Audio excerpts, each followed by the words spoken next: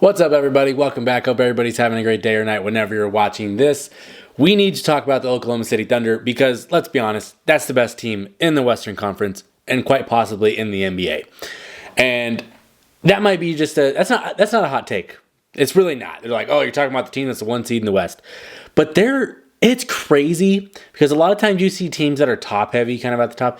This team is so deep that it's remarkable that they've been able to compile this much talent, have this many draft picks still left over, and there's a chance that nobody's going to be able to check them because they're a fortress is what they've built, and I want that to be completely clear because I don't think there's a team that's deeper in the NBA, and I'm not sure that there's a team that's better than them in the NBA. Now we know what Boston can do when it flips that switch, but I don't know. This OKC team has pretty much everything that you need and more. And we're going to talk about some of these guys. We know that Gilgeous-Alexander is an MVP candidate, might be the MVP favorite right now. I don't know. Let me know in the comments if you think so on that. But do you think there is another team that is deeper? If you do, I want to argue in the comments. So let's have at it. Let me know if you think there's a team that is deeper than them. And then the last thing that I want you to tell me, especially if you're an OKC Thunder fan particularly, who is your favorite player on the Thunder with the exception of Shai Gilgeous-Alexander? Because he's probably going to win a lot of those votes. After SGA, who's your favorite Thunder player? Mine personally is J-Dub, and we're going to lead right into it in terms of the depth on this team because Jalen Williams, J-Dub, he's a freaking monster, right? He's like 21 points, 6 rebounds, 5 assists, couple steals, shoots like 48% from the field, can knock down the three, gets to the mid-range. He'll also dunk it on your head every once in a while. He deserves to be an all-star to the max. If he's not an all-star, there's something wrong with the process. And this is a team that is being on pace for 70-plus wins. They absolutely need to have 2 all-stars. And J-Dub has done more than enough to make the cut. So let's get him into the All-Star game first and foremost. But the guys after that, right? Because you can be top heavy, and that only gets you so far. But they've got guys at every step after that on the way down this roster to where it's like 11 or 12 deep. And like you could go to Isaiah Hartenstein, right? He missed the first like couple weeks of the season. And he is worth every penny that they paid for in this offseason because he's giving you like 12 points, 12 assists, or not 12 assists, 12 rebounds, and 4 assists. But he does that as a center. Any center that is the hub of an offense from time to time, that's so valuable. And what I love about him in terms of being agile and good enough on the defensive end is that he can get the rebound and he can also push it up the court himself. So those other 4 guys, like Shai don't have to come back and get the ball every time, right? Jada doesn't have to come back and get the ball. They can kind of just leak out, and Isaiah Hartenstein will find them and keep that fast break rolling and just makes them so much more lethal as an offense. So, and what it does is it keeps them out of half court as much as possible because the more you're playing in transition, the defense is having to match up and stuff like that, somebody messes up, easy layups, open threes, and next thing you know, you go from a 2-point lead to a 5-point lead, you do it again, you're up 8, and the games just explode. So, I think he deserves a lot of credit, and we're going to talk about the other guys too, like Lou Dort, because I think the casual fan doesn't really understand how good Lou Dort is because you just see this guy that, I'll be honest, he has got the green light he has the greenest light of anybody I've ever seen, but he's 40% from 3. He's gotten better and better and better from that 3-point line as his career's progressed. And the dude, it's the torture chamber. That dude is all NBA defense personified. I'm going to tell you this, there's not 2 or 3 better perimeter defenders in the league than Lou Dort. Let me know who you think might be better than him defensively. There's not more than 2 or 3 guys that you can name, just being my personal opinion. But after Lou Dort, we have guys like Aaron Wiggins, who are just consistent. They do every little thing. They shoot 40% from 3. He has a game where he goes for like 20 and doesn't miss a shot. And then you have where he does 13, I think he did like 13 points a game in January. And granted, we were still in January, but 13 points per game over the last few weeks is nice, especially when you're doing it on 69% shooting. 69% shooting is like, I'm a center and all I do is catch lobs. That's what that is. This is Aaron Wiggins, and he's shooting them from the mid, he's knocking down some threes. I'm a big Aaron Wiggins guy because I think he's like the ultimate glue piece on good teams, and he's just gotten better every year, and his contract is so team friendly that it's just beautiful. So after that, you have Cason Wallace, right? Who Cason Wallace I think is just like the glove that fits the hand, because you need him to shoot, he can shoot. You need him to drive, he can drive. You need him to create a little bit of offense for somebody else, he can do that. You need him to guard the other team's best player, he can step up and do that. You need him to rebound, he can do that. There's nothing Cason Wallace can't do on a basketball court. That's, at this, we're like 6 guys deep at this point, right? Before we've even gotten to Cason Wallace. And he's one of those guys that, like, I wonder how good he can be, because he has some really good talent in him that I can't wait to see if he gets like more attempts. He's one of those guys that if you put him on on a Brooklyn Nets or a Hornets, where he's probably averaging like 20. That's what I personally think of Cason Wallace. But then you have Isaiah Joe, just a flat out sniper, and he's shooting, I think it's like 37% from 3, but he's lacing them. I think he had 31 against the Knicks a few nights ago and hit like 8 threes. You get one of those in a playoff game, you're winning that game. That's how that's going to go. So Isaiah Joe, love his game, and his career trajectory has been awesome to watch to this point. Then you have rookies like AJ Mitchell, who just come in and they play good ball. They don't make your team worse when they're on the floor, and they just do the right thing. They make the right play.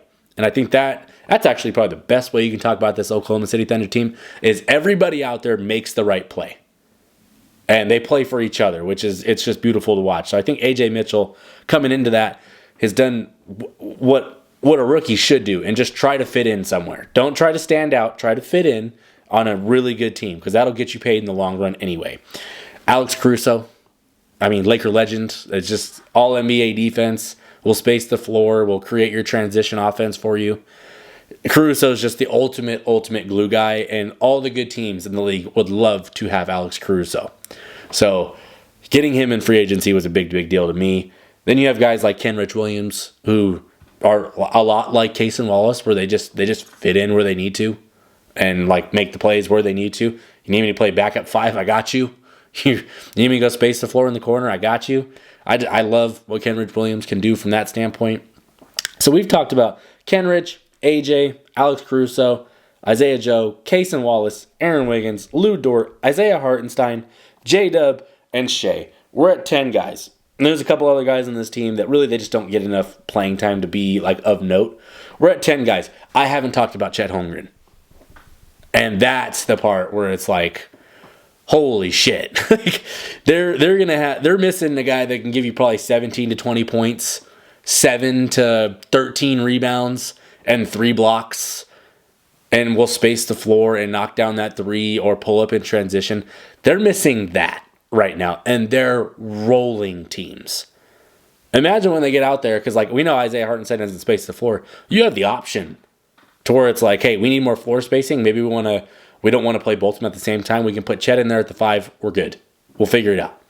Or you want to go big. You can have Chet at the 4, Isaiah at the 5. Your rebounding should be pretty good. You have a floor spacer out there. So realistically, I don't know who stops them, because they're across the board just matchup problems everywhere.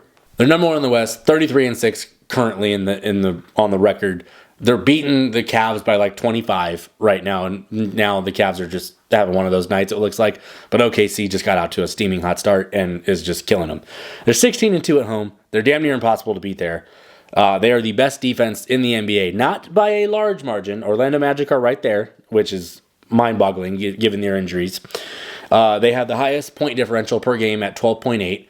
That's an NBA record. Historically, that's a record that the offense and the defense are clicking that well at the same time without Chet Holmgren. They're missing you could say probably their 3rd best player. Maybe if iHeart's making just an effort game, maybe he's 4th. But they're missing a top 3 guy on a team that, like I'm telling you, is like 17, 20 points a game, going to protect the rim like crazy, space the floor. And they're doing this without it. You have your number 11 in rebounds per game, for defense at least.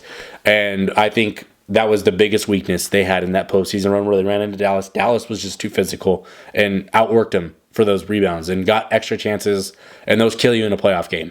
So they've shored that up quite a bit, and we still don't know what it looks like because we haven't seen Chet and Hartenstein on the floor together, where theoretically they should be really dominant rebounding the ball. They're, what is it? It's like number 4 in blocks per game without Chet, number 1 in steals per game. They're number 2 in turnovers committed, so they do not turn the ball over. They're turning you over, so they're winning the possession battle throughout the game. And you talk about getting an extra 3-4 possessions on a team. You do that over a playoff series, you got an extra 25 possessions on somebody potentially. You got a chance at 25 more shots than those guys. You're gonna win. That, unless you guys just can't throw a rock into the ocean and just go ice cold, you're gonna win. And they remind me a ton of what the Celtics were last year, where it's like we've got this just badass starting 5, right? Like, at least it's on paper kind of with the Thunder right now because Chet hasn't played with the mix yet. But you just have this smoking hot starting 5 where guys can just go crazy. You have depth players on the bench that can pop up and give you 20. And that's what they remind me of. And the fact that they have the bigs, they have the big wings, they have the quick guards, they have the shifty star player in SGA. Tell me what they don't have. They've got a great coach in Dignall. Like, they have everything. Their fan base is crazy. So they pack the house. It's 57-33 right now with 5 minutes left in the second quarter against the Cavs. They're beating their ass. Jesus Christ. But it's I'm sorry. I don't know if there's a team that is deeper, and I don't know if there's a team that's better than them. But yeah, I don't know who can stop them. I don't know what can stop them other than injuries at this point. They're just one of those teams that, shout out to Sam Presti, because they just built something that is just layered to where you have multiple guards, you have multiple forwards, you have multiple bigs, and it's flawless. I would say this is basically almost a flawless roster in terms of they've got guys that everybody plays for each other. Their coaching is good, if not great. They can hit you from the 3. They can hit you from the midi. They like to spread the floor. They like to have a different shot profile and get the mid-range. Jalen Williams and SGA are very, very good mid-range scorers. They can also dunk on your head. They can get out in transition. They're going to lock you up every freaking night. I'm going to just call it that. They're the best team in the West. They're the best team in the West. I love teams like what Memphis is doing. I like what the Rockets are putting together. But the Thunder are a different beast right now. And who knows if Dallas can get their bodies right and then we can get a rematch and see how that goes. But ultimately right now I'm watching a team that's played without one of its best 4 players basically the entire year, has not skipped a beat, and is destroying other teams. So sure, you don't want to peak in January, but what you show me in January is a pretty big indicator of what I might see in April and May, and then June if you get there. So I think the Thunder should be the favorites. I think they should absolutely have 2 All-Stars in SGA and Jalen Williams. And yeah, if you disagree, let me know what you disagree with in this video, of course. I'm completely open to debate, but I think the Thunder are the best team. But anyway, if you're new to the channel, please subscribe if you like this kind of content. Please like the video. Really, really appreciate y'all for watching, but I'm done. Peace.